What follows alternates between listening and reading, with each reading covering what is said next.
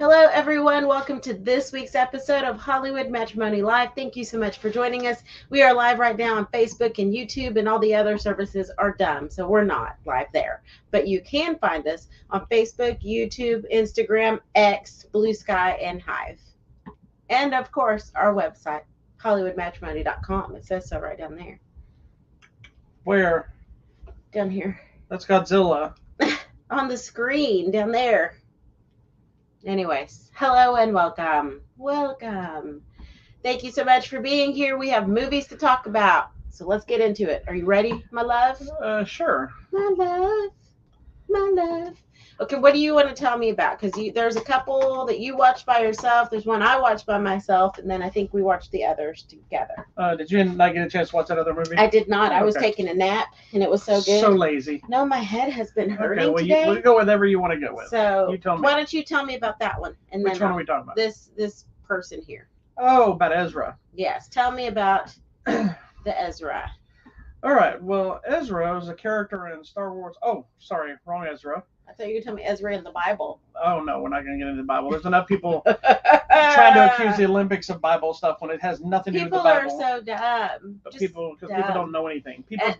Here, let's just talk about this. Since I brought it up. Yes. Go ahead. I'm tired of you Facebook Christians that don't even go to church, and you're trying to post your thing and religion and Bible. You know what? Go to church and shut up. Because here's the thing. And learn some history. If you actually read the Bible, it will tell you that you just need to love everybody. You should stop judging people. And I'm over it. I'm tired of all that. And the other thing that I really dislike nowadays, and it happens a lot more during election time, are people preaching politics at church. You need to cut that out. This is a separation of church and state. If the president's Christian or not Christian, if they're a purple alien from outer space, I don't care. It has I do. I don't want to a do, purple president. Well, it has nothing to do with my religious beliefs. Yeah. And the Olympic stuff, y'all need to learn your history. Y'all are dumb. Yeah, this whole thing. Sorry, it had nothing to do with the Bible. Yeah, it had it's nothing to Greek do with the mythology. USA. It had nothing to do with that. Oh my God, I saw somebody post about like what's happened to the U.S. I'm like, I don't know, maybe France. I just thought it was very French to me. They are very. You don't have to like what they're doing with the French stuff. They're very over the top. They're very eccentric. It's all about art and love and fashion and blah blah. That's French. It's French. I mean, hello. You don't have to like it. That if somebody's just like, oh, those French people are stupid, that I could accept, right? Not that I agree with that, but at least you're saying you understand that's a French thing. You think it's a stupid thing, fine. But people that don't know who Marie Antoinette is, they don't understand Greek mythology, open a freaking book once in a while. I'm not a scholar, but if I see something I don't understand, I don't go, oh, that's attacking my religion or my beliefs or whatever. I go, let me find out what this is. Am I supposed to be mad at this? I go look at what is this saying. Oh, this has nothing to do with me. No, it doesn't. And I move on with my life. Other cultures. And then when I would be scared if these people actually went to that country. They'd end up in jail or something or get killed. Here's the other thing. I was talking to somebody earlier, I was cracking up, and they were talking about like, I'm going to boycott the Olympics. Nobody cares. Go for You're boycotting the Olympics is not watching something on television while still paying for the streaming service that you're not watching it on. You're not boycotting anything. You think that's going to hurt the Olympic Games if they don't get your view? They'll be back in 4 years. Because they're still going to have the Olympic Games whether they're televised or not. Correct. Because it's not about entertaining your television. It's about each country representing itself in these games. And every single time we have an Olympics, whatever country is hosting it, in their opening ceremony, they do something within their culture to represent their country because they're proud that they're hosting the Olympics. There you go. Not everything's about you. No. And if you're that butthurt about it, maybe you're not as confident in your faith as you think you are because you feel the need that somebody else can change you. Yeah, it's not even about you. I'm here for gymnastics. I'm here for swimming. I'm here for track and field. And then now I guess I'm here for breakdancing. I don't even watch the Olympics, and I'm annoyed because this is politics all over again. I watch like a lot of I would watch maybe the Taekwondo because I want to see see if they bring in the bad uniform stuff they were going to use and the gear they brought in they announced. Yeah. I watched the judo. I watched the breakdancing because I worked in that industry for a long time. Down. Hold on. But beyond that, I don't really care if I see it. I care about representation of the countries. I like the stories of the underdogs and things like this, but sitting and watching the Olympics doesn't interest me in any way. Yeah, so far to me, just the opening ceremonies, I think the things that really got me were the group from I love that Snoop Dogg is a massive Olympics And that the reporter. torch looks like a gigantic blunt. Yeah, they did a good Cracked me job up. with that. No, the guys from the Ukraine and what they've done so far in gymnastics, they are sticking their landings. They're doing amazing. And, you know, a lot of these guys, you know, have fought or whatever, and they're like, we're not going to let this stop us. What's happening in our country is not stopping us. The entire purpose of the Olympics, outside of trying to see who has the best athletes in the world, right, is the fact that it's about bringing unity to the world. Yeah, did y'all not all see the coming quote together. from Snoop Dogg? It's about peace, man. It's all about bringing everybody in the world together to compete against something. We all get along during these games. And yes, bad things happen and people act like jerks. You know, there was I think the Samoan wrestling coach died, had a heart attack while he was there. But I mean, what a way to go. You say, where do you have a heart attack? Well, he took his team to the Olympics. And while it was, I mean, it's sad, but it's like, you know, it's not about you and your faith and your political beliefs and you liking a country and not liking a country. It's about the world coming together, which is the problem that we have in the first place, is everybody's divided. And all these people that are religious nuts or whatever political thing, they're like, we got to come together as a country. We got to come together as this, but they don't actually want to come together. Yeah, they don't really want to. They only want you to come together as if you agree with everything they say. Yeah. That's why we'll never be unified. Yeah. The other people, you mentioned judo and all that. There's some judo people in the refugee team. That to me was like I was going to cry about the refugee team. So these are people, it's 37 athletes from different countries where they had to leave their country and they can't go back, you know, because of persecution or actual real threats in life, not somebody did something silly that hurt my feelings. So there's a bunch of judo and boxing people and taekwondo people in that group. So I hope the refugee team does well too. They deserve it. The moral of everything we just said is stop being an idiot.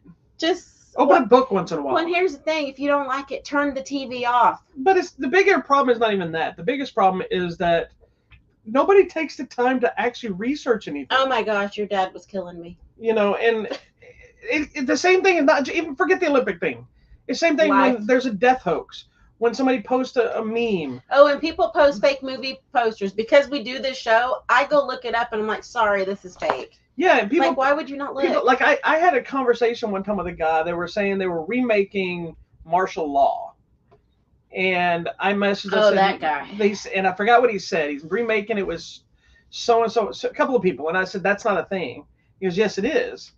I said, well, I've just researched after you said that because I was excited because I loved martial law. If you've never seen it, it's hard to find, but it was Arsenio Hall and Sammo Hung. I started looking up, trying to see if I could find anything about it. Could find nothing, so I went back and asked this guy. I said, I don't think this is the thing. Could you please share the news? It's not my job to give you the news. I'm like, but you're the one that says you know this for a fact. I can't find it. And his response was, I know I'm right.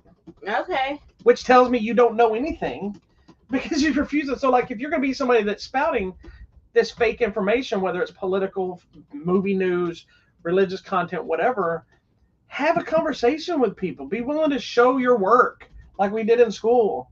Like, don't just read something, oh my God, this is true. Like, what did somebody say? Like, too many people get their news on Facebook. Yes. I'm like, I don't want to get my news from the same place I saw a picture of your cat's butt. I'm sorry.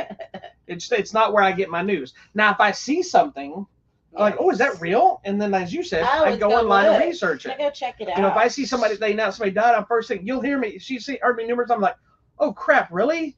And then before I tell her, she's like, what? I'm like, hold on. Make sure before I start telling her somebody she knows died. It's not true. You know, they posted on our high school website one time that a friend of mine died.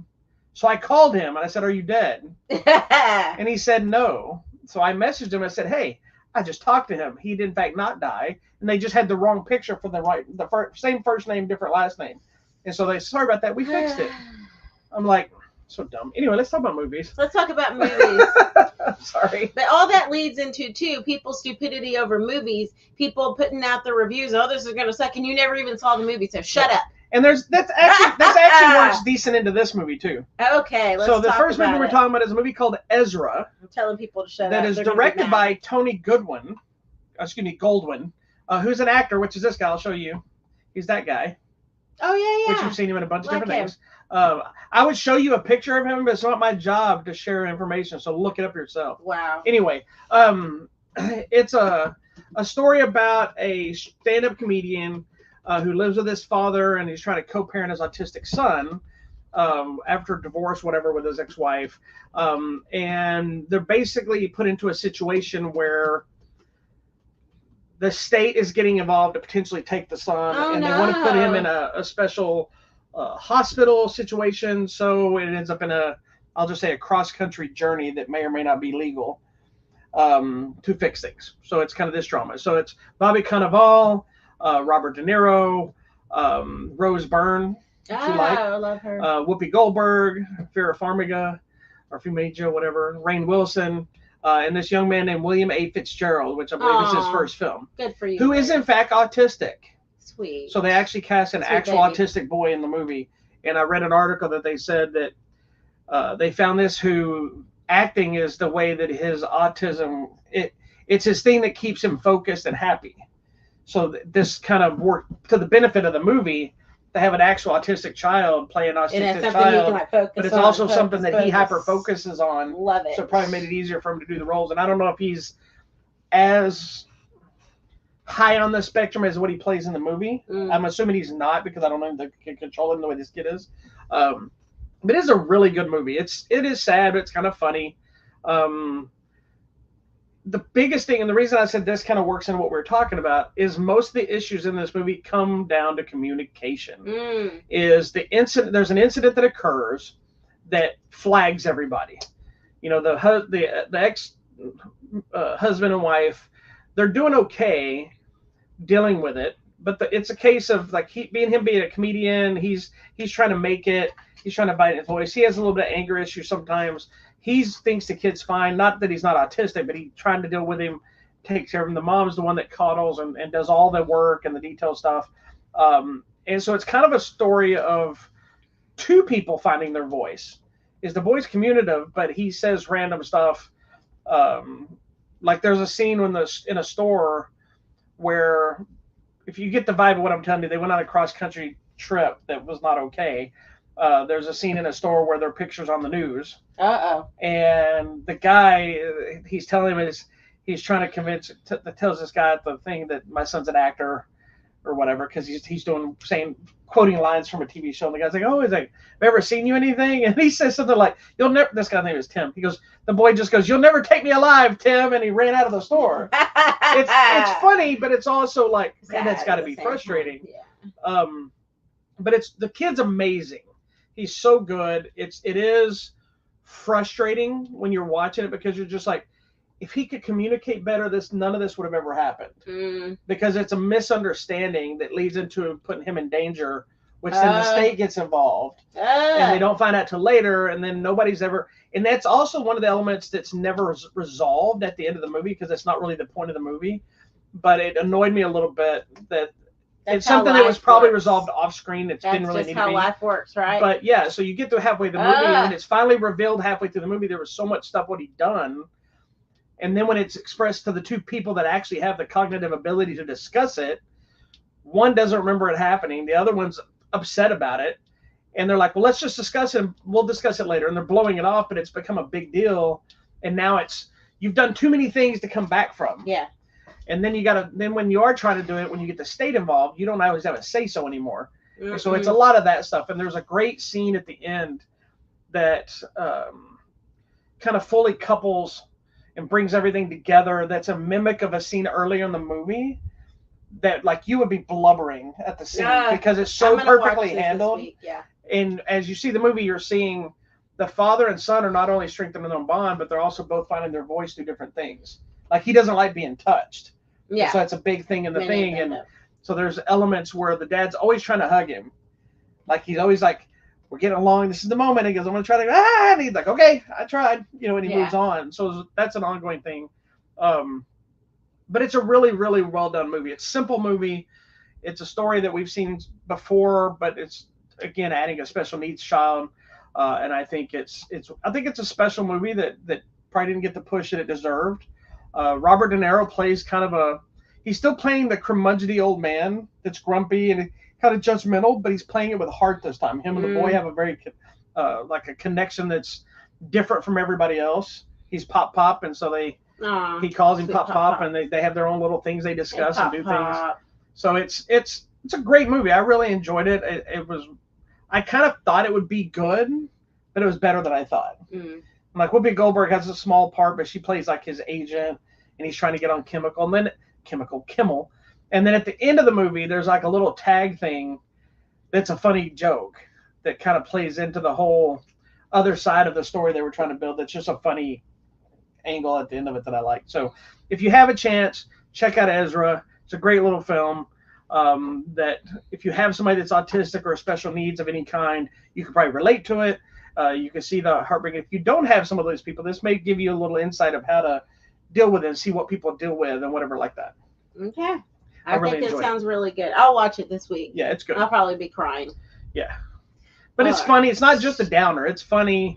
It's heartbreaking. It's everything. Loving. Yeah, it's a drama kind of thing. It's great. Okay. I hope this William Fitzgerald kid gets to do some other things. Yes. I don't know his cute. range outside of playing an little autistic cutie. kid like this, so I don't know what he's capable of outside of playing this type of role. Because without knowing him and seeing him anything, I don't know what else he can do. But hopefully he can do more. And yeah, that'd be awesome. That passion kind of helps him find his place in the world. Pretty good. It's available now on Blu-ray and DVD, and I'm assuming digital. All right, awesome. I'm going to move on to one that I watched last week. Alrighty. So excited to talk about this. This is The Long Game, starring Jay Hernandez, who hopefully you know from many, many things. Dennis Quaid, same. And Cheech is in it, but you know what? There's Cheech is in it. Cheech is in it. So angry about that. No, and he actually plays a really important part. I feel like they got every Hispanic actor that we've seen in the past few years, which is important. So they have one white guy and a bunch of Hispanic people. Correct. This lady I like. She plays the wife. This is Jaina Lee Ortiz, who some people, if you watch that one of those other firefighter shows or whatever, she's on that. Station 19. She's Chicago? Oh, she's Station 19. I got you. The kid that we know from 911 Lone Star, Julian Works is in it. Like he's like the rookie kid. Yeah, every Mexican person you know is in this movie. Hispanic. We don't know. And or Latino, Mexican, Spanish. Are they Latinx? They could be Latinx. I apologize if you identify as Latinx. I identify as Latino because my dad is from Latin America. Anywho, so basically this is based on the true life story of the first golf team from the, oh my gosh, what's the name of the school? They started a golf team, Texas State High School Golf Championship. But basically, there's these 5 kids, and they work as a caddy at the big fancy country club. Jay Hernandez moves to town. He's the new superintendent of schools.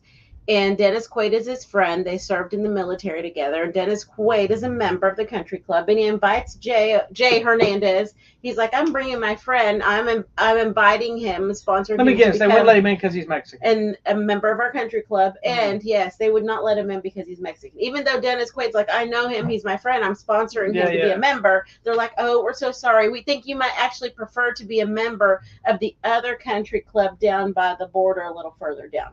So, anyways, he comes to be superintendent of schools. He finds out these guys are playing.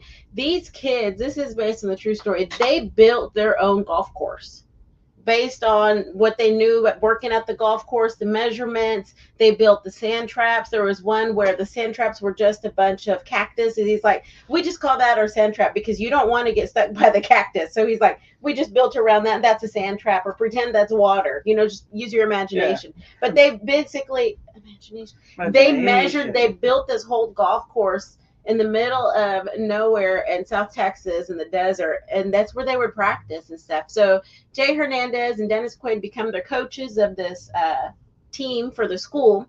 They show up at the competition, and guess what? They're like, oh, sorry, caddies aren't allowed in this. And he's like, no, we're a team. We're competing. And they're like, who said you can compete? And he waves over to the guy. He's like, hey. And the guy waves. He's like, yeah, he said we could be here. He didn't technically say they could, but they got in. And then throughout the course of a series of events, they actually become really good. They go on to win.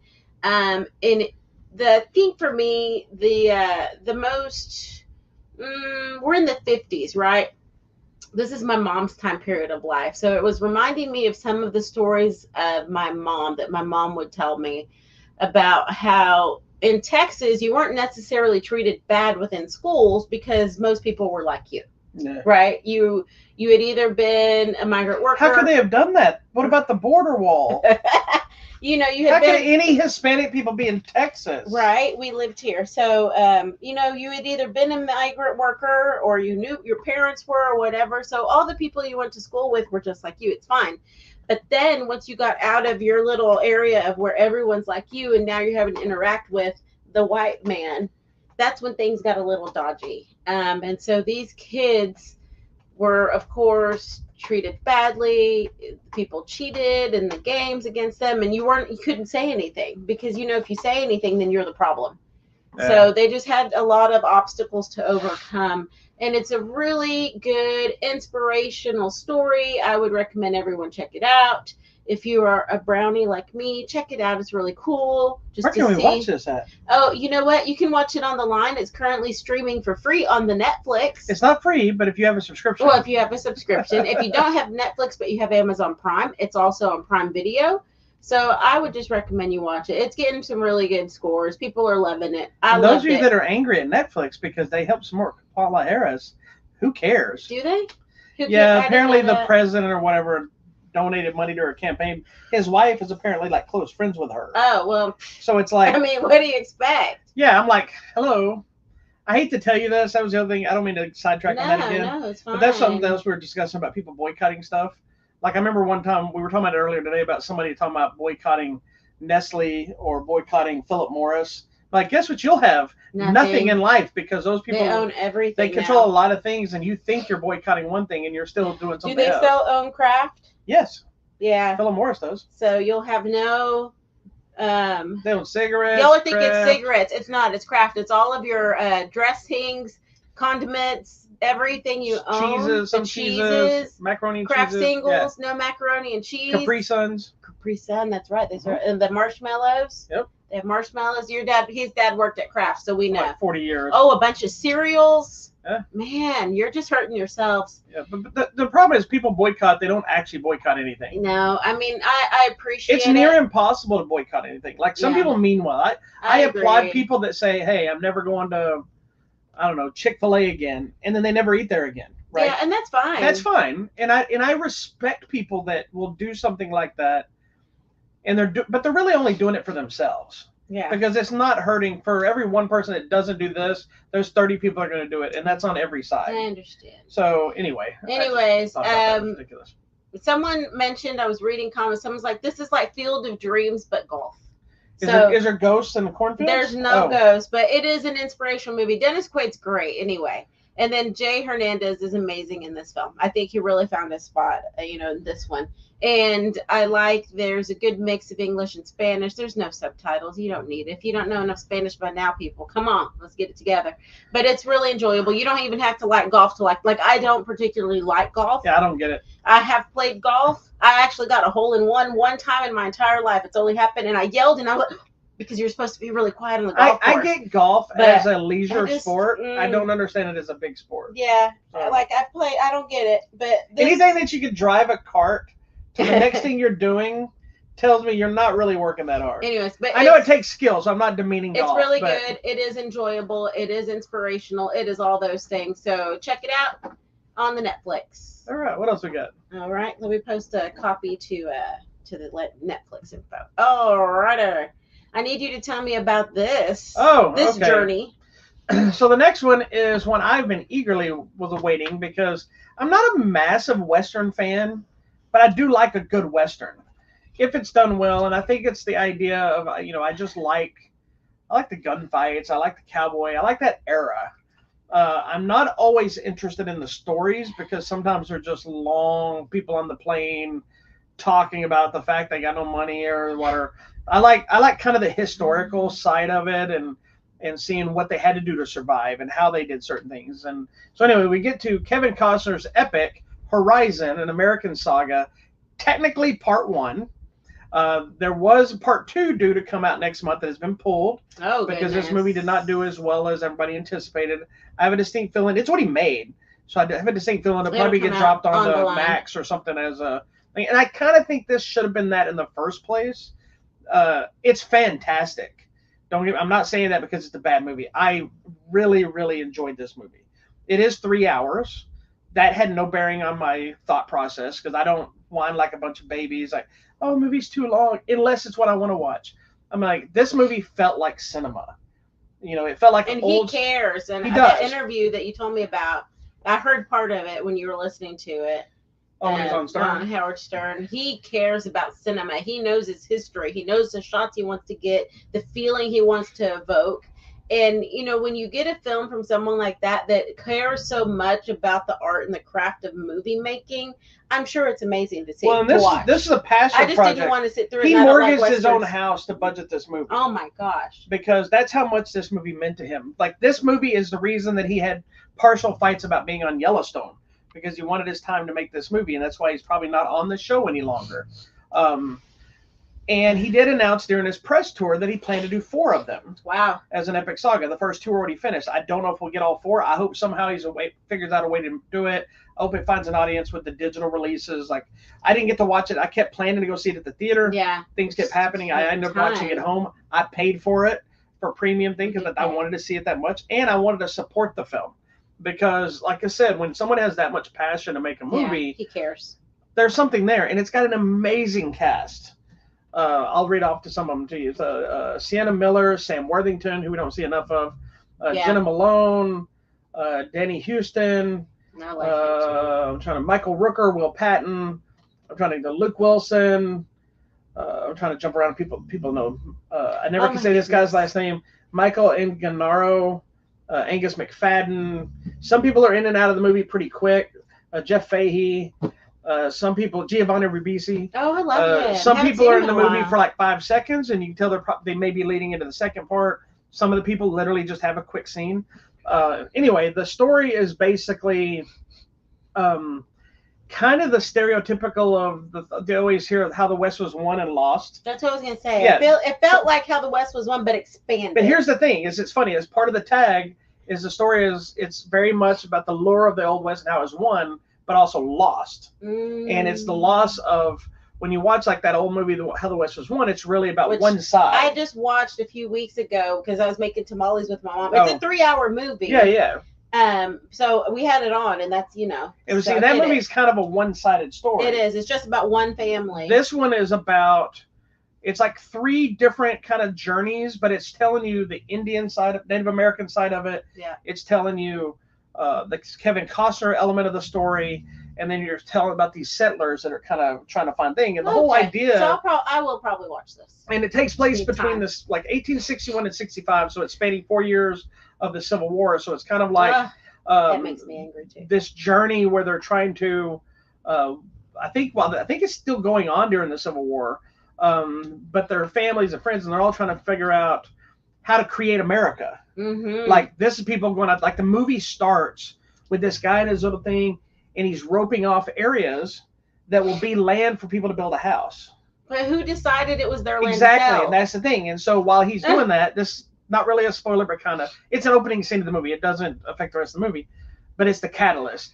You see this guy, he's minding his own business. He's not a gunfighter. He's not causing problems to anybody, but he's out in this just desolate lands and Montana or wherever it's at. Mm-hmm. Wyoming, I think it might be, because I think Wyoming and Montana. But he's blocking off these squares, like this is land that they will sell deeds to or whatever. And meanwhile, you see the Native American people watching him.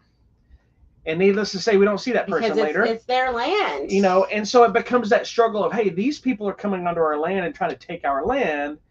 And then there's these other people are like saying, we just want a place to belong. And they're not working together again. It's not a discussion. It's, I'm going to take it. It's mine. It's not yours. It's that kind of thing. And so then there's also another sub-stories of, like I said, these people making this journey to this one area where there's supposedly a new town.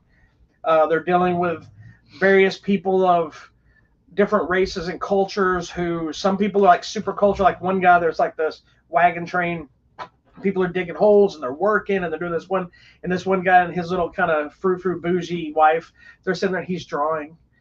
And the guy comes over and he snatches a book. He's like, man, these are amazing. He's like, I'm an artist. And he goes, really? He goes, you see those guys over there? They're digging the holes and they're doing this. He goes, he kind of throws the book at me. He goes, why don't you try to be helpful instead of sitting out here and drawing?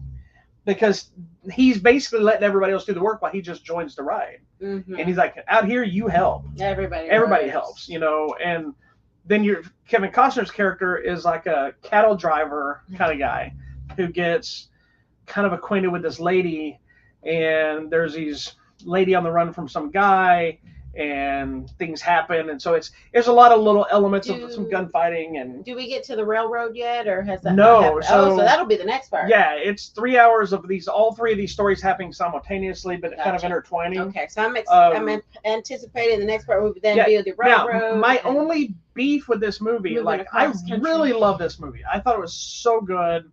I didn't feel like it was 3 hours. Maybe because I watched it at home in my own theater, but I felt the scope of it. The land feels like a character all on its own. Kevin Costner is not the per se main star of this movie. It's very much an ensemble. Not the ensemble. So you don't even see Kevin Costner for the first 45 minutes of the movie. I think he shows up into his element of the story, and he's kind of this rough and tumble guy with very, very little emotion, and he's kind of a badass, but you don't think he's a badass kind of thing. But when it comes down to it, he's like, some guys ask him, he's like, you never stop me? He's like, not today, kind of thing. And when it's time to do something, he's like, it's very nonchalant. He doesn't care that he just killed somebody. He goes, but okay, we got to go now. Yeah, got to keep it moving. So it's a very interesting, complex character that you wonder what else is there. Why is he like this? And so you're dealing with all these people. But again, you get the Native American stuff. I think the only issue I had is the way it ends. So movies like this, when because it was advertised with part 1, part 2, right? It has its final scene, and it's a great end scene, but then it starts showing a montage, but it doesn't. The montage almost looks like it's the end of kind of giving you a recap of everybody leading into the next movie, but then you realize it's showing the scenes from the next movie like a trailer. But there's no leadway into it.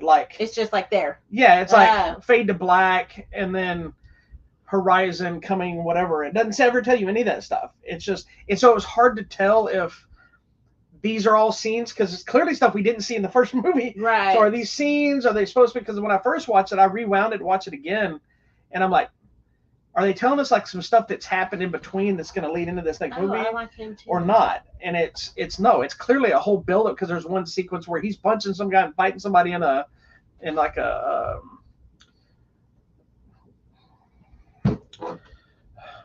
cow or horse thing, right? What am I thinking about? With the fenced-in area. Oh, yeah. I can't, because the words have lost me. Anyway, he's hitting some guy. I'm like, okay, there's no setup for that in it, so that's got to be the next movie.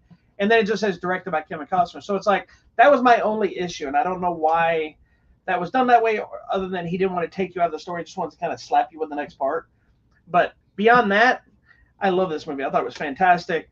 I hope, because of it not making the money it deserves, I do hope it's one of those that finds its place in some of the award stuff, but I do hope it finds its voice online. It'll get more on digital. Yeah, and I know he's probably upset that it's not, that it may hurt them. But they also read that they pulled it from the part 2 out, but they said most news stories automatically say they pulled it part 2 because Horizon didn't do well at the box office.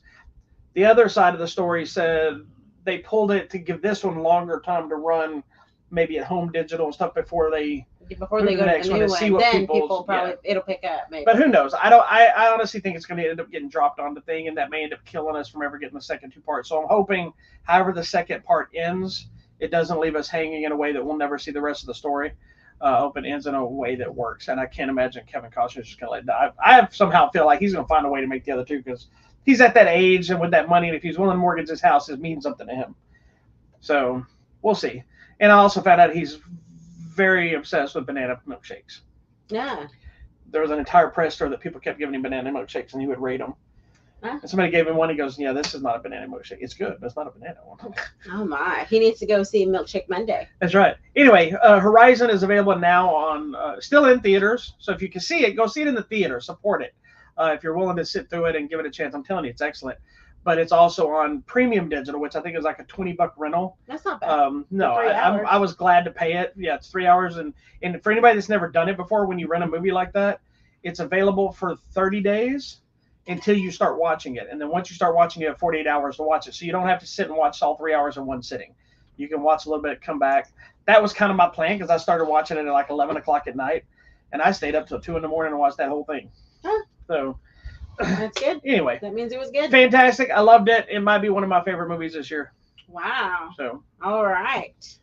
Okay, let's move on to this. Finally, excited to wrap up this series here. So we have talked about all of them in this little story of the Justice League Crisis on Infinite Earths. We're finally to part 3.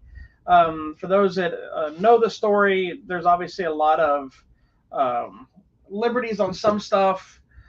Because of just the way they built it. Because these stories are built a lot from the previous movies they did, so they sometimes have to change some stuff. And then they, being the animated universe, they use some of the animated stuff to kind of connect things and do fun things with. But we're on the 3rd part. Mm-hmm. You don't know the story outside of watching this. Yes, this is the only thing I know. You didn't even see the Arrowverse crossover of this. No. Which is the same. Which I need to go watch, I guess. I just never finished all those shows. I know. So what did you think, ma'am? Or tell us what this latest one is about, if you can. So the first part, well, let's see. The first part, let's go there. Part 1 was, I feel, really the story of Flash. It was really a Flash story. And I was crying my eyes out about, so basically we see multiple Earths and some big thing is coming to destroy us, right? Then in part 2, we find out it's about the monitor guy. Is that his name? Uh-huh. He watches over the universe, but they don't interfere. And basically, they have to go and kind of take him out to continue on our story and our journey. We get to part 3. Oh, man. We're dealing with the effects of what has happened in part 2. Kara had to go take some people out. You see here on this, what you told me was a famous cover. Yes. Superman holding. They've even made a statue of it. Yeah. A lot of stuff. So we're dealing with that. We're dealing with his grief, but we still have to finalize and figure out how are we going to save this crisis that is wiping out all the different Earths. I will tell you something that I found just so ingenious and I appreciated in the making of this. I don't know how it goes in the comics, but they took into account like Earth number 3000 or Earth number 10 or whatever, and each one came in with its own art style. Yeah, like you have the flat, old school 50s looking 60s art. That was like Earth 10 or whatever, and it's everything's getting taken out one by one. And then you see all the different voice characters that come in. Hi, sweet baby. Our dog has been snoring very loudly. If you hear that, I apologize because I know that it's unnerving to some people. I appreciated that, the look and the feel, and I appreciate too that we get all of the different multiverse Batmans, or we get several Supermans, and you get multiple versions. And the part 2 I thought was, so part 1 I was crying over Flash, part 2 I was crying over the Batman family. Because we had a lot of Batman and his daughter and his son and whoever. And, in our universe, we may not get all that, but there was another universe where they were actually a very tight family. And he's like, man, if I had done that here, what would it have been like? And I was crying up a storm over this. On this one, I think we're crying up a storm over what's happened to Kara. But also, too, there's a lot of other people that have to sacrifice of themselves to resolve this one crisis. And then you're like, but what's going to happen? They're gone forever. But we know it's comics. No one's ever gone forever. So anyways, I really enjoyed it. I've always said DC animated is where it's at.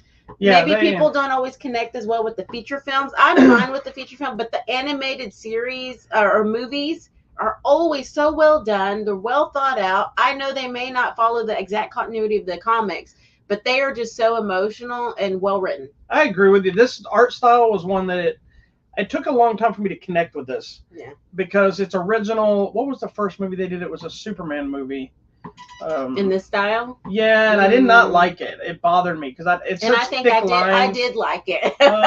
Hold on, let me see. Oh, it's Superman Man of Tomorrow. Is what they call the Tomorrowverse, which has now gone through numerous films, and they've done this a few times with the animated stories, where they have a long running. I think when they first launched some of the Justice League stuff, they had this long running storyline that went into some Batman films and Supermans, and then now they've changed it to the Tomorrowverse, which started with the Man of Tomorrow.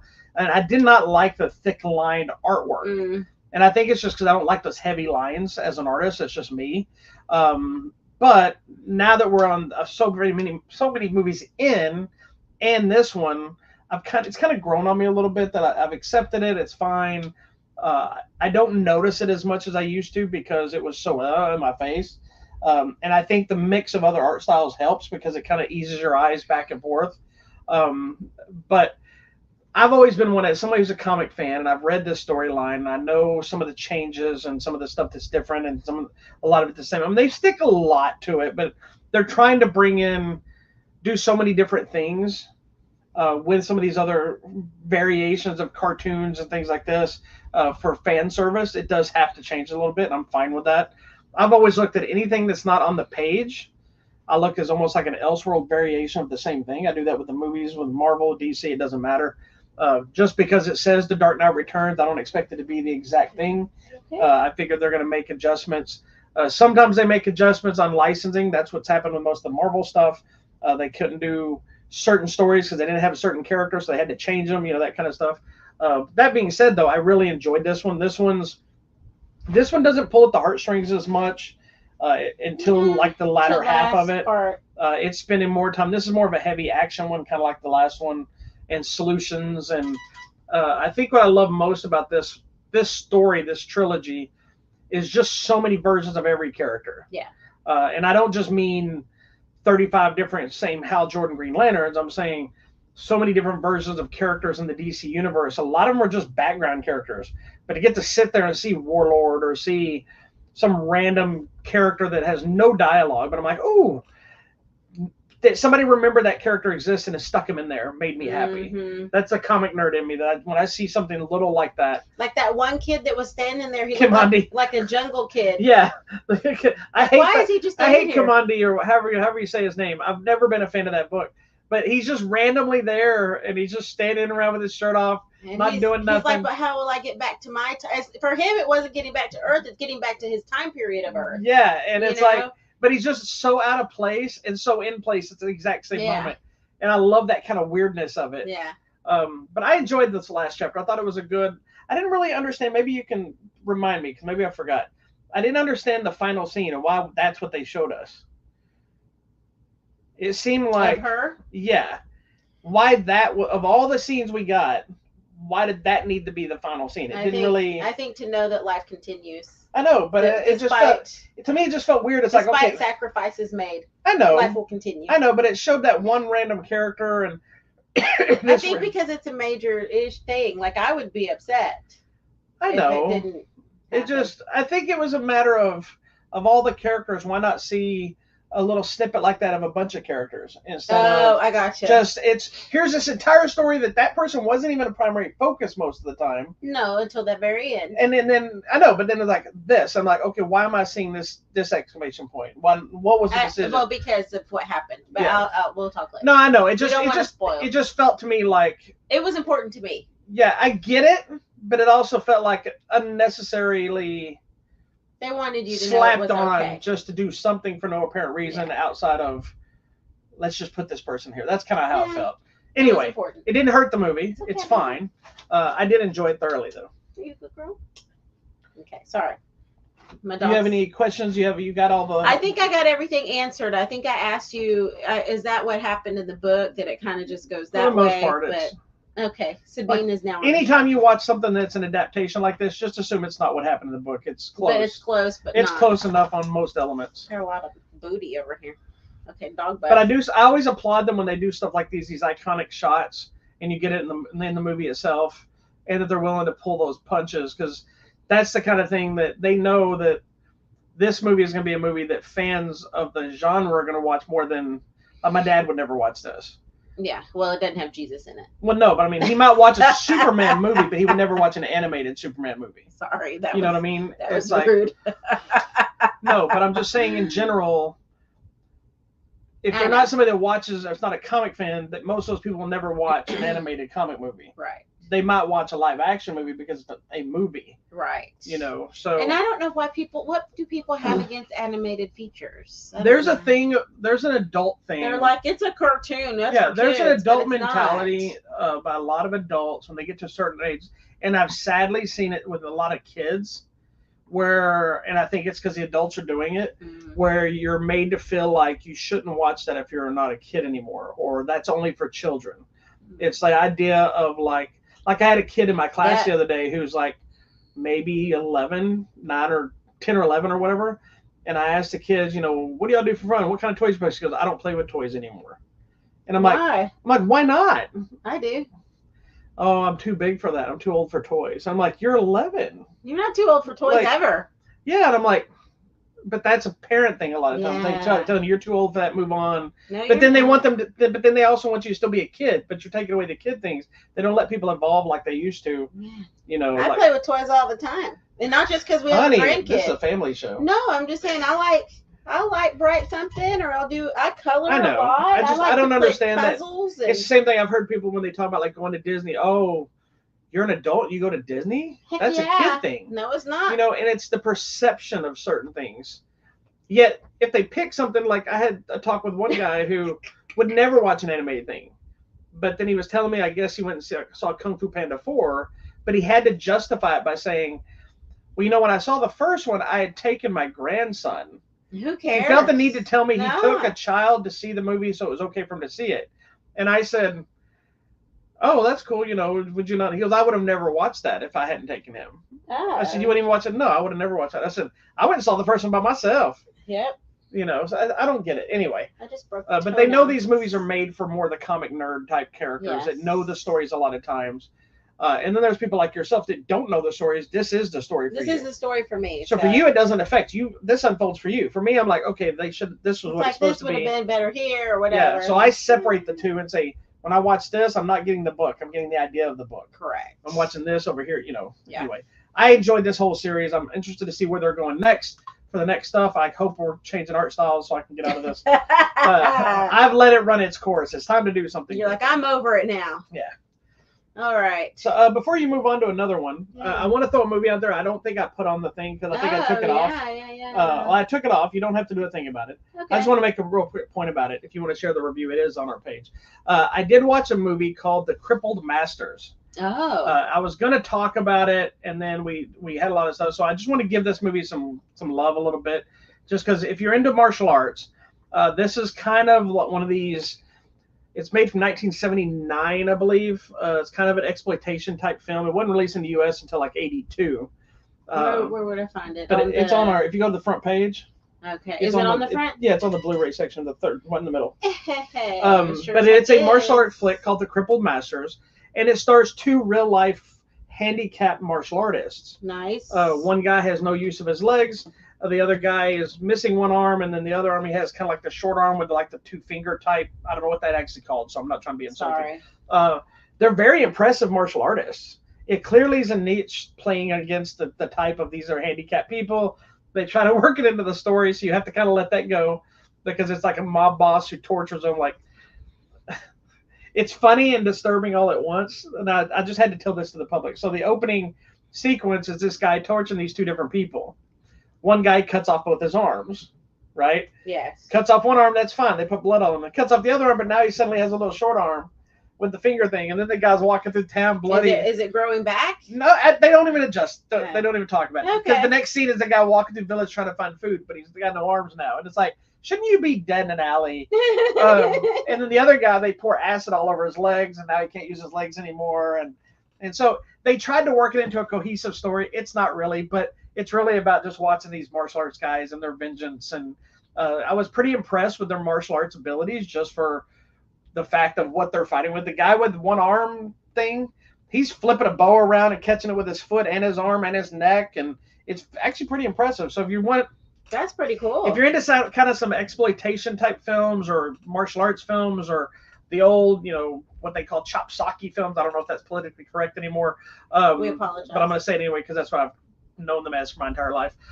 Check out the Crippled Masters. It is equal parts entertaining, stupid, a little cringy, moderately disturbing, depending on how you feel about watching handicapped people. It gives you a lot of strange emotions, but it's worth checking out. And apparently, there was like 3 movies they did that were not all part of a trilogy per se. I think it's become known as the Crippled Trilogy because it's the same 2 guys starring in all the movies.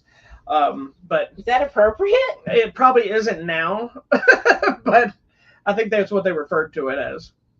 It starred Sung Chuan Shin, aka Jackie Khan, and Chow Ming Kang, aka Frankie Shum, for their real life martial arts with disabilities. That's awesome. So check out the Crippled Masters, newly restored from its original 30mm archive.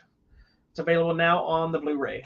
All right. Anyway, sorry, just wanted to throw that in. No, that's good. Thank you. Okay, we have one more movie to talk about. I think this is the #1 movie of the world. The movie that most comic nerds have been waiting for their entire life in so many different levels. Yeah. Is Deadpool and Wolverine. Yes. And if you did not see the most genius promotion for them to announce this movie last year when it popped out, you were truly missing out on the moment. I don't know if you remember it or not, when Ryan Reynolds was talking about trying to come up with an idea. Yeah. I still watch this video from time to time because it just is like, it gets me because it was a video that Ryan Reynolds shared. He's just sitting on a couch and he's like, hey guys, we were trying to figure out an idea for the 3rd Deadpool movie. And then he does a montage of him like in the gym and walking around and contemplating and drinking his alcohol that he sells on a toilet reading a comic book. And then at the end he goes, but I got nothing. We can't come up with any ideas, whatever. He goes, but there's this one idea. And you see Hugh Jackman walk in the background. And he's just like, hey, Hugh, you want to play Wolverine one more time? Yeah. And he goes upstairs. He's like, sure, Ryan. And then it starts playing the Whitney Houston song. And he closes up to Ryan. And Ryan's just like, and then it goes on the screen. And everybody just lost their crap. Nice. And so we now finally knew, even though with the movie Logan, Wolverine died. It was the end of his arc. Hugh Jackman retired playing the character. They got him back together. These 2 guys are real life best friends. I don't know if best friends, but good friends. They are now. They also had an online feud for years that nobody knew if they were really mad at each other at first. Yeah. We all know it was all just nonsense.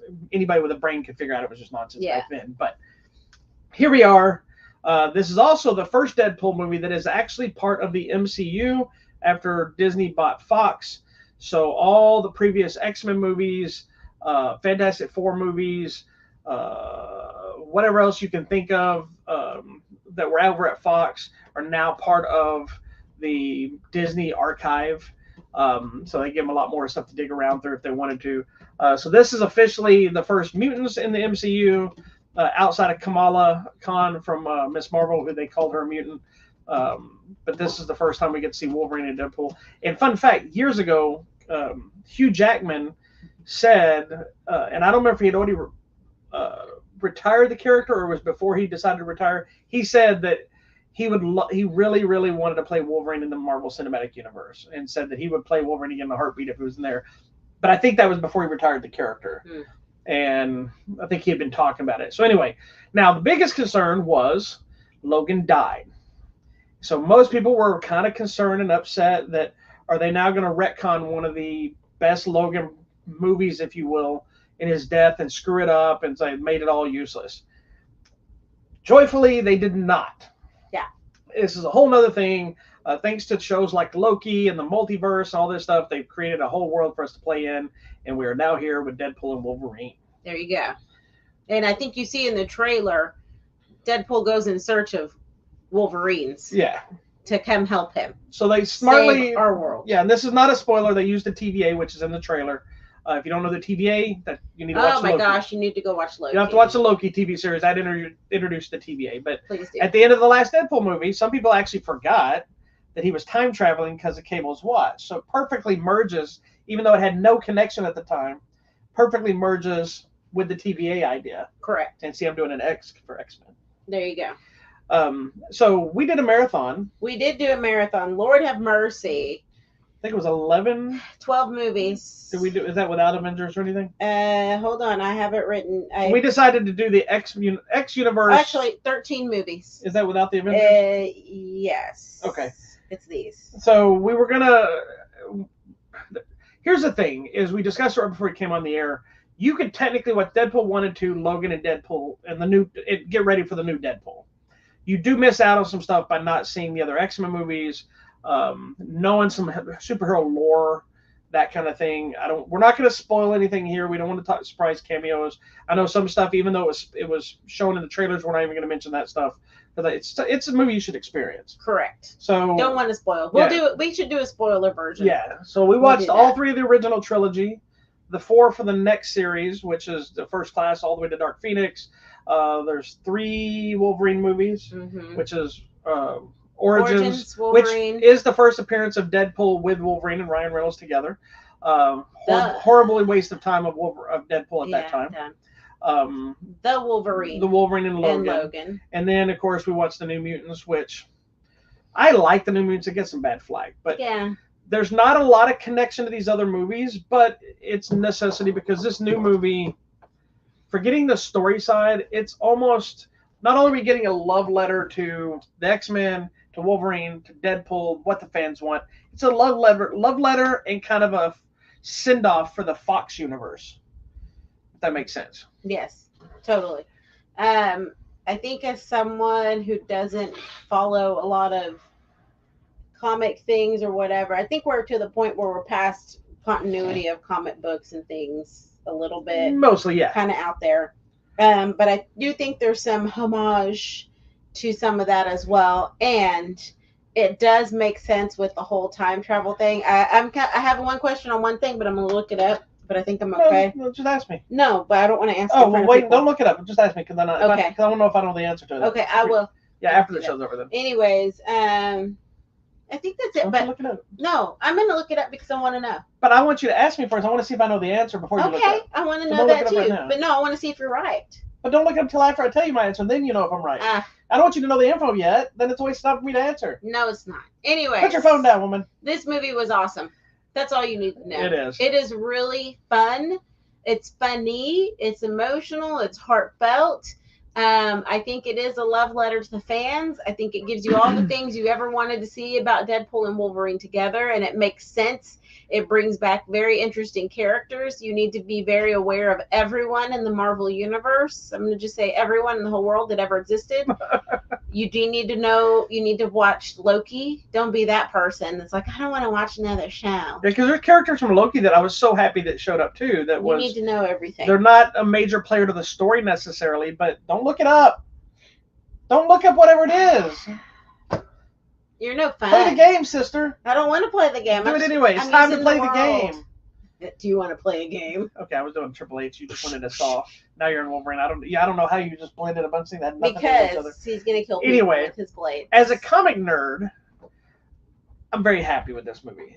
It is its own story. It's not a story that we've seen in the comics per se, but this is the most Wolverine we've ever gotten. It's the Wolverine we've been waiting for. Yes, I can still argue about what Hugh Jackman being too tall to play Wolverine and all that nonsense we can go into, and I know some people still can't let that go. I will say that I have the utmost respect for Hugh Jackman's passion for this character. He loves playing this character. He's good at playing this character. Outside of his height, I think he's everything this character is. He's not as hairy as he should be, but that's okay too. He wants to show his muscles. But this is a movie that understood Wolverine. They were trying to make Wolverine. This is Marvel getting to make Wolverine. And they give you everything you've ever wanted. There's an entire montage that I will not tell you, but it was my favorite part of the entire film, giving you so much Wolverine that your head is going to explode if you know anything about Wolverine history. If you read the comics, you might need to bring some tissues because you might cry just out of your sheer happiness of what you're seeing on screen. I was a little worried because the first 2 movies are very, even though they're comedy and violence and everything else, they're all kind of centered on his love story, Deadpool's love story. This one isn't that. it's more about his It's a- passion for his it's a friends. romance. Yeah, but it's passion for trying to save his friends. But it is very much about these polar opposite characters and their own dysfunctional relationship that's building because they don't know each other when the movie starts and becoming something bigger. Mhm. And they went all in, and they found a very smart way to do some stuff that there's no way would have worked any other way. Correct. And I'm baffled on how many surprises they were able to keep secret. Yes, I'm so happy. I didn't know anything. I was a until little they showed sad up. that during San Diego Comic-Con they had revealed some of the stuff. Ugh, But so it's sad. because they revealed it because they showed the movie, so it was already revealed for there. those people. But then people are sharing videos, and so now Yes, you're like, that's oh. rude. But I get it as well. It's like it doesn't. Even if something gets spoiled for you in this movie, it's not going to demean the movie because this movie hinges on Jackman and Reynolds. Their chemistry is good, really good friends, and as the characters are both brilliant, these characters just delivers. It's a fun flick. It's a bloody flick. It's Marvel's first rated R flick, and they kept it. I know for anybody that was concerned that they were going to Disney-fy Deadpool, it is still a very violent, bloody movie, very often. The soundtrack is great. I don't know what else to tell you without. I can't really spoil I anything. also am just blown away by the level of advertisement and These guys marketing. are everywhere. They are everywhere in everything. They were on our Jack in the Box bag from tacos. Yeah. They're doing hot ones. They're hosting TV shows, late night shows, daytime News broadcasts, shows, news. everything. They're doing everything to promote this And I think movie. all of it culminated in the San Diego Comic-Con. And it all works. I'm going to share the link to Hot Ones because it was hilarious to watch. And there's a thing to be said for when you see two people that really like each other. Like, I can only name a few people, like I think Will Smith and Martin Lawrence, when they did press. Yes. The Rock and Kevin Hart is always entertaining press. They're so fun. These two guys, we always had fun watching them. And, even all the way back to the first Deadpool movie, he was taking jabs at Hugh Jackman and Wolverine. Yeah. And he was baiting him. He wanted him in here. And there was in one of the interviews, Jackman said, he goes, I never thought when they were talking about this would it be a thing that would work. And they asked him, when did you realize? Because they're two completely different types of characters, even though they're, and the core of their powers and their mentality is the same. He said, and they're both technically in the comics are from the same Weapon X program, I believe, where the movies changes a little bit.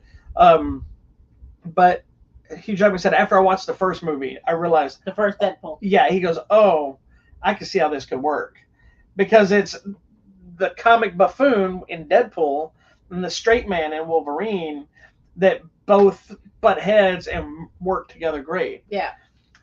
Now the thing is Jackman done playing with Wolverine? Because this movie just made $200-something million and become the 8th highest grossing movie of all time, opening weekend movie of all time in its first weekend. Yeah, it's huge. So it is a fan service movie, but it also has a lot of heart, plenty of action.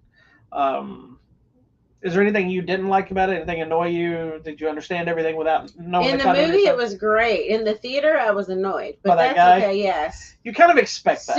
Super nerd. I know, but I'm a fan too. I got excited and I was clapping. Oh, I know. And Well, no, you were everything. hitting me, is what I you was were like, doing. ooh, Yeah.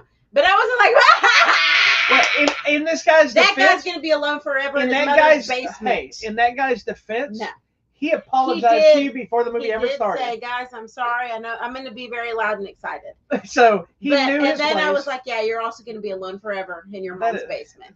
that is not accurate. It is. It's not. Super nerds do not get the girls.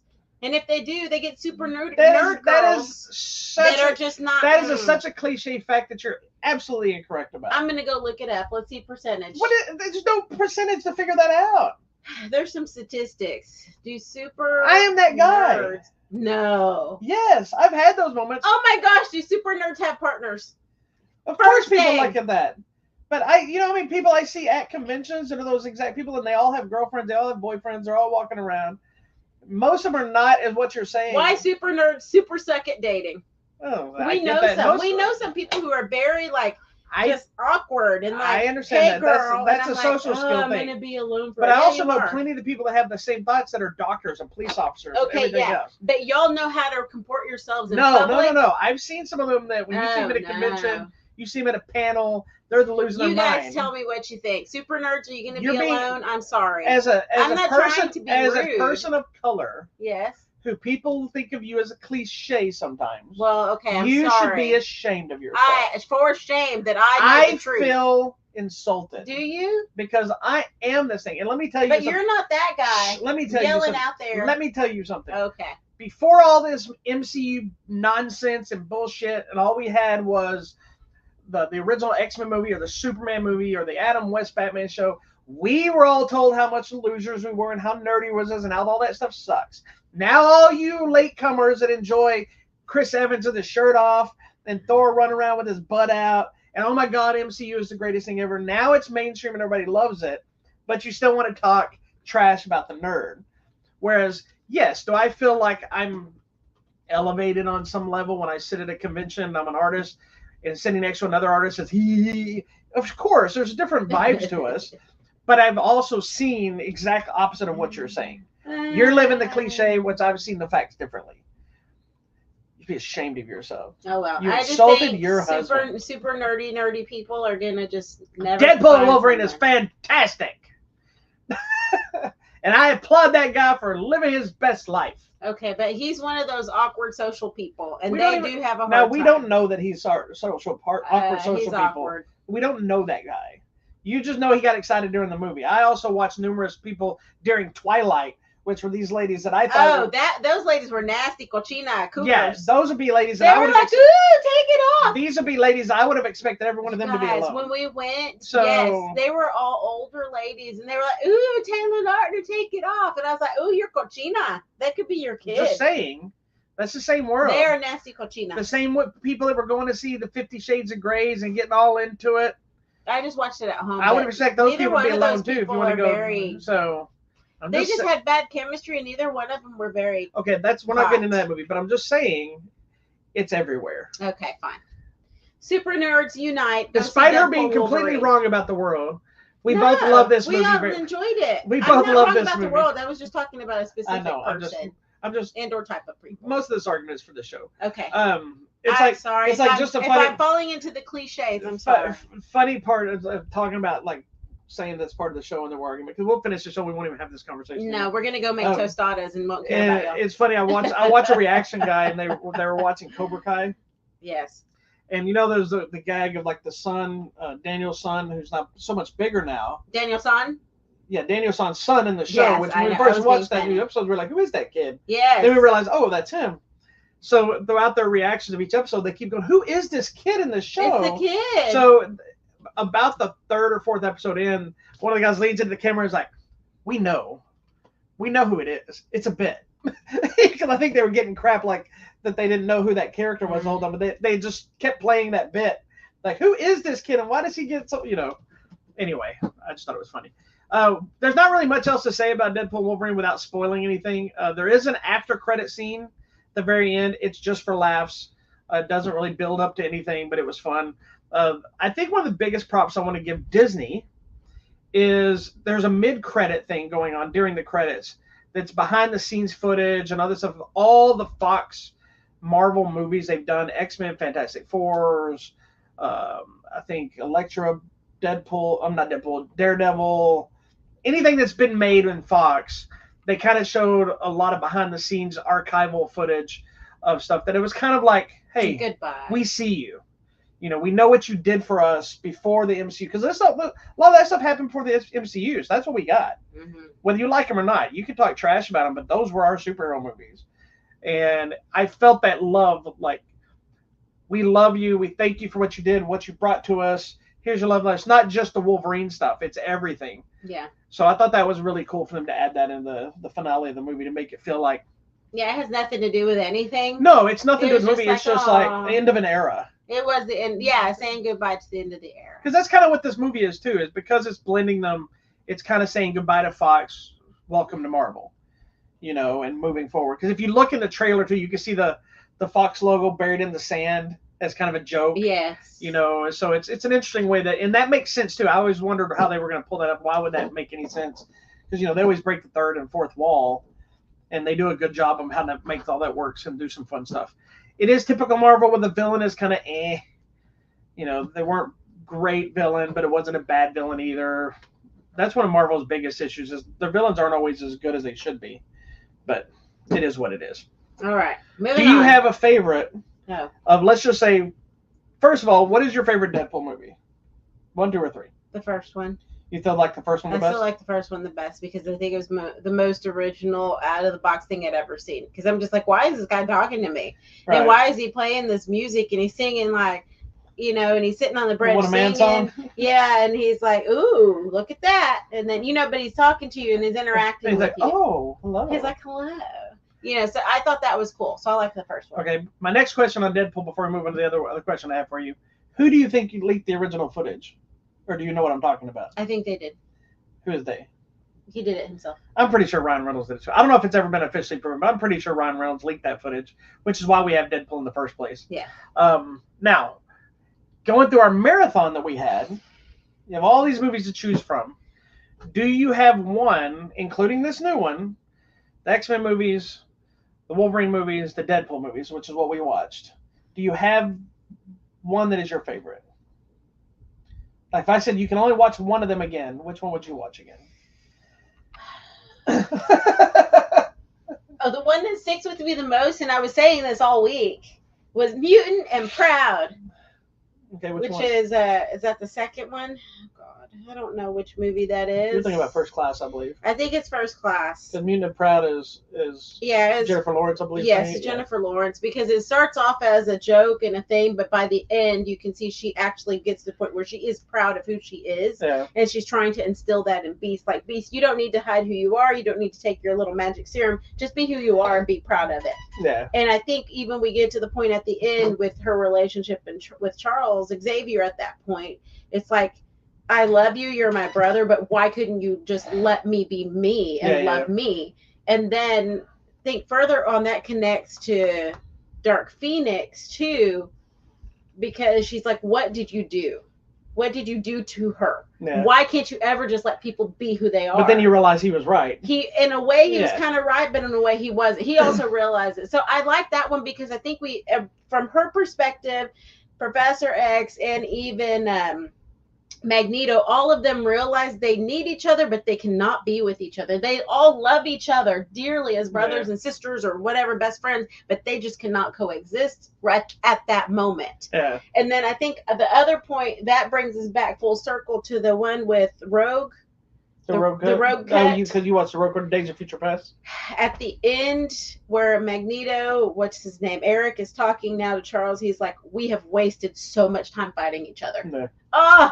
That kills me. That's the only thing I ever thought they got really right. Like, I have a lot of problems as a fan throughout the entire franchise. But I love all these movies, even the ones that aren't that great.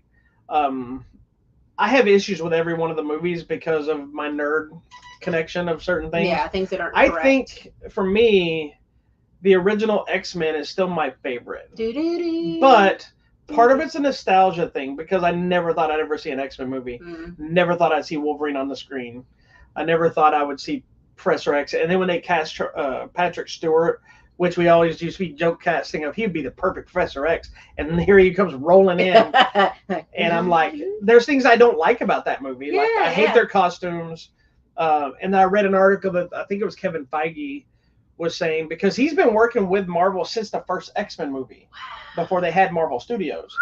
And there's a deleted, not a deleted scene, but a behind the scenes joke thing where I think it's Hugh Jackman comes running and wearing that Wolverine costume in the original X-Men, but he's wearing like one of those store-bought kitty costumes. And they're like, in action, he comes running in as Wolverine in that little cloth thing, and everybody's cracking up. But I think they said that the reason they wore those black uniforms, and they make a joke in that movie that I think is so perfect to now, because he's like, Wolverine says something to the effect of, we have to wear this. And he's like, what do you expect us to wear? Like yellow spandex. And now we're in the iconic yellow spandex suit. But they said it was because of the popularity of The Matrix they had them wear those black uniforms because they thought that will sell better. Yeah. You know, and trying to make them all look Superhero look. unified, which in the reality, outside of a few eras, most of the time the X-Men never looked in the same costumes. Right. There were some stories, the costumes they use in First Class, at the end of First Class, and then one of the other ones, I think the second one or whatever. That anyway, actually had like the those X are on costumes that I think were part of the new X-Men. There's been a couple of other ones, X Factor, they kind of matched and stuff. So there's been some stuff they've done, but I think secondary, if I was to say my favorite of all the movies, it might be this new one, Deadpool and Wolverine. Oh, this one's great. And but that's because there's so many things that my comic brain loved. Yeah. And then I also really loved Logan. It's so sad. Yeah, I like Logan, but that one's a heavy movie. And it's like heavy and it's sad throughout. It's not just fun action and stuff. It's heavy and kind of depressing. It is depressing. Anyway, Deadpool and Wolverine made a buttload of money.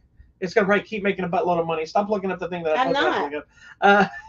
I hope everybody gets to see it. If you can, avoid watching any trailers, watching any news, watching anything online about it. Go in there, let it just unfold in front of you. You'll be excited. You'll be happy. You'll see things you never thought you were going to see again.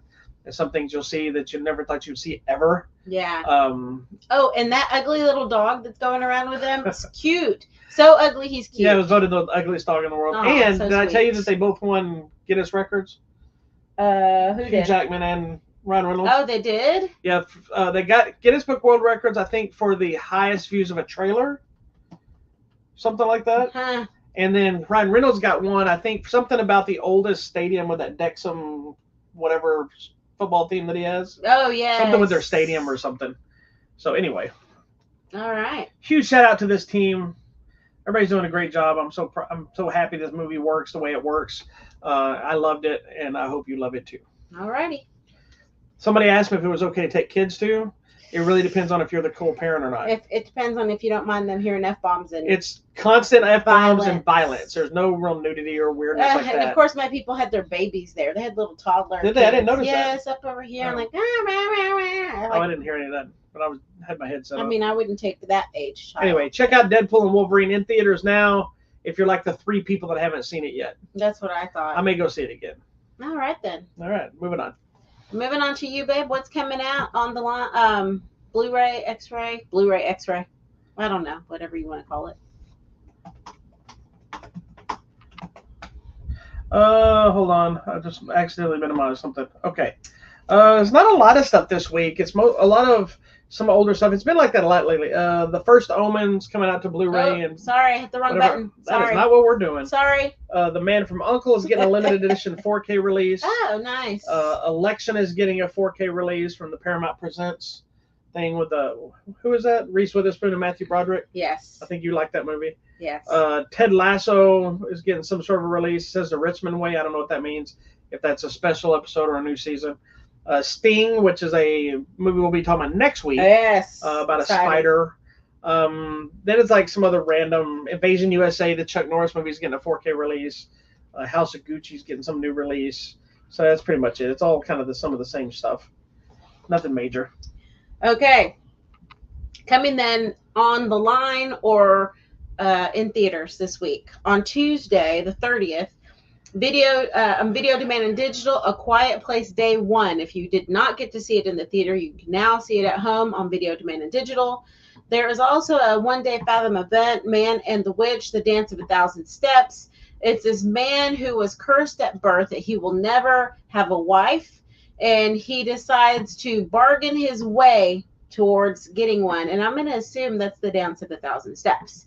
Also coming to Video Demand and Digital, a movie called The Abandoned. An injured U.S. soldier awakens after a big bright white light on the battlefield, and he discovers he is trapped in a mysterious cube, only with his combat gear, and he has to figure out how is he going to get out of this. The walls start to shift and all that, so that looks really interesting. Coming out on Wednesday, July 31st, a Fathom event, The Duel. It's a film about a group of friends that fall apart, but they get brought back together by dueling. I don't know what that's about. Coming to Netflix, Mountain Queen, The Summits of Lakpa She's a Sherpa. mountain queen. It's the first Nepali woman to summit and descend Mount Everest. Her name is Lakpa Sherpa. She's just a single mother that works at Whole Foods in Connecticut. But we're going to see this amazing documentary story of her summit of Mount Everest, and I want to see this because it looks amazing. Then we are ready to August, you guys. Can you believe it? The month flew by. So now coming out on Friday. Oh, hold up. Friday, yes, August the 2nd. I'm excited to see this. This is the movie from M. Night Shyamalan called Trap. If you've seen the trailer, it's Josh Hartnett takes his daughter to a concert and finds out that the police have surrounded the building because they're setting a trap for this known serial killer. Don't know anything else. I don't want to know anything else. I think the trailers tell you things, but knowing M. Night Shyamalan, the trailers I think there's more to it than the deceiving trailers you. are. I think purposely the trailer's trying to make you think you know what's going on. And if not, that's even more of a surprise because then you already are thinking different things. Thinking of something else. And they're like, oh crap, it was this all along, and I still bought into it. I think I have an idea of what it might be. I'm going to tell you, and we'll or maybe I'll write it down, and then we'll see after the end. We'll open up a jar and see if it was correct. Anyways, also coming out in theaters, a new movie with Zachary Levi, Harold and the Purple Crayon. This is the one where you see he, as a child, he would draw things and it would come to life. Well, now he's an adult, and he draws things with his purple crayon and the fantasy world comes to life. Looks interesting. Also coming out in theaters, a movie called Kneecap. This is rapping in their native Irish language. Kneecap fast becomes the unlikely figurehead of the civil rights movie to save their mother tongue. So it looks interesting. Also coming to Netflix on Friday. I'm so excited. This is the new SpongeBob movie. It's called Saving Bikini Bottom, the Sandy Cheeks movie. I'm so excited. Are we going to get to see Sandy Cheeks growing up in Texas? I hope so. No, I think it's a case of they're going on the journey. So they're going to save the town. her hometown. So I think they're leaving the ocean and going. Yeah. Oh, I'm so excited. I'm so about a Sandy Cheeks movie. Baffled though. Why? That it's on Netflix and not Paramount. I know because Paramount has a big old SpongeBob thing. Because that's the Nickelodeon and Paramount. So I don't know why it's coming to Netflix. I'm wondering why it's there. Maybe it's something that was sold to them ahead of time. Maybe they did it. Fun fact. I don't know if I told you this or not. They did announce another SpongeBob movie is coming out at Comic-Con this weekend. Oh. And Mark Hamill will be playing the Flying Dutchman. Nice. Oh, I'm excited for the Sandy Cheeks movie. Yeah, I'm all about that. I think it'll be fun. Also coming out this weekend on Video Demand and Digital, a movie called Detained. It's a woman wakes up in a police interrogation room with no memory of what happened the night before. So who knows? That happens to me every weekend. I don't know everybody. This one's coming to Video Demand and Digital. If you missed it in the theaters, it's #AMFAD, which is All My Friends Are Dead. This was a really good movie we talked about on the show. We haven't talked about it yet. Oh, we haven't? No. We didn't? No, because I wasn't able to talk about it yet. Oh, shoot. We'll talk about it this next week. Well, we're going to talk about it. Yeah. So basically, it's a group of friends. They go rent an Airbnb, and mysteriously, people start dying. Yeah. So it's #AMFAD. We just talked about the interview. All My Friends Are Dead. Oh, okay. Oh, and the way it ends. Oh, I'm looking forward to that one. Okay, also on Video Demand and Digital, a movie called Escape from Germany. This is in 1939. Hitler's army is getting close. As the German military escalates, these people need to get their way off. And this is an inspirational movie about how God led people out and protected people. So it's an inspirational, religious-based film. I don't want anybody to be like, but it's basically about the LDS missionaries that were there. So it is very biblically based on their religion and their beliefs. So if you're not into that, I don't want anybody to be like, hey, you didn't say it was like a Bible movie. Because, people get that way. So if you're okay with that. And then some people are be like, oh, this isn't really Christian. That's LDS. Well, you know what? People have their own beliefs and they're allowed to. Let's see what's happening also. That's all limited. Saturday, since we won't see you until Sunday, Saturday, August 3rd, coming on Video Demand and Digital. A movie called The Secret Art of Human Flight. It's a widower attempts to overcome his grief by embarking on this crazy journey to unlock his own power to fly. You know what? If he wants to fly, you go fly high. And that's what's happening this weekend.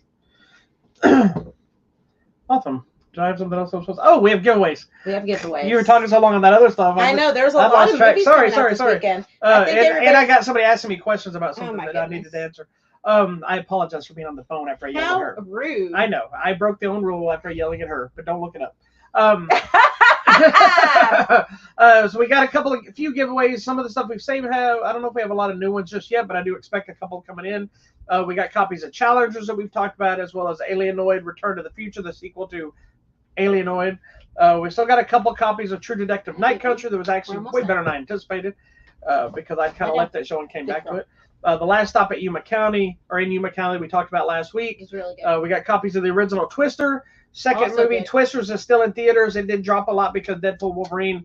So if you want to support something different, Twisters is a fun flick we talked about last week. And of course, Sting, not a movie about the singer from the Police. It's about a spider, not Spider-Man. But we will talk about that movie next week. All right, there you go. Thank you so much for watching this week's episode of Hollywood Matrimony Live. We will see you guys next week.